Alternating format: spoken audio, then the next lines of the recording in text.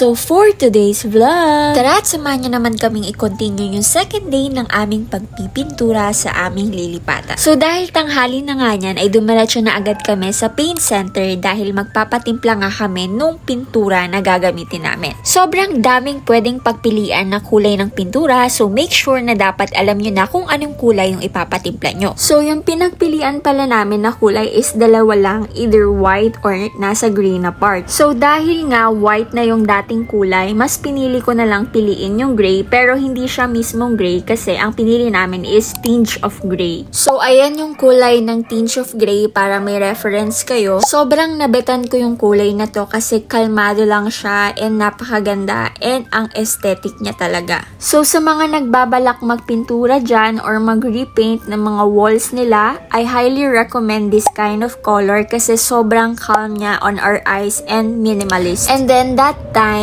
is pinatimpla namin to sa paint center malapit sa amin. So nakaubos pala kami ng isang galong pintura for our 25 square meter area ng room namin. So after nga namin bumili ng pintura is dumiretso agad ako sa hardware para bumili ng liha. So gagamitin namin to para pakinisin yung mga wrap parts after namin mamasilyahan yung mga baku-bakong parts ng dingding. So pag uwi nga namin is nakita ko tong napaka-cute na pusa and kamukhang kamukha niya si Jiro, yung tabby cat namin. And then nahirapan nga pala kami sa pagbubukas ng pintura dahil sobrang higpit nga nung takip.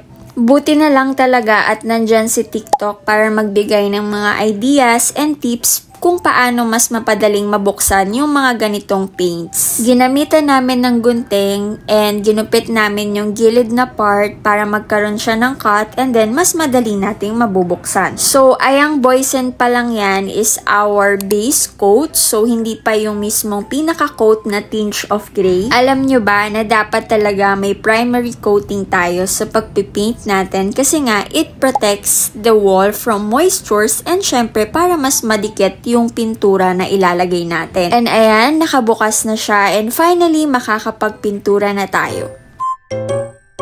Sa totoo lang guys, gandang-ganda na ako sa kulay ng primary coat namin pero kailangan pa rin nating patungan yan nung tinge of gray. Tingnan nyo naman sobrang ganda nung kulay na puti. For our dinner, umorder na lang din kami sa Grab since hindi na nga makakapagluto dahil late na nga rin natapos and napakasarap pala ng Wendy's. Sobrang sulit. Medyo pricey nga lang naman itong Wendy's pero isang beses lang naman sa isang linggo. So, I think worth it naman. Nakakapagod itong araw na to pero yun lang naman ang mga ganap for today's video and thank you for watching. Sana nag-enjoy kayo. See you on our next vlog. Bye!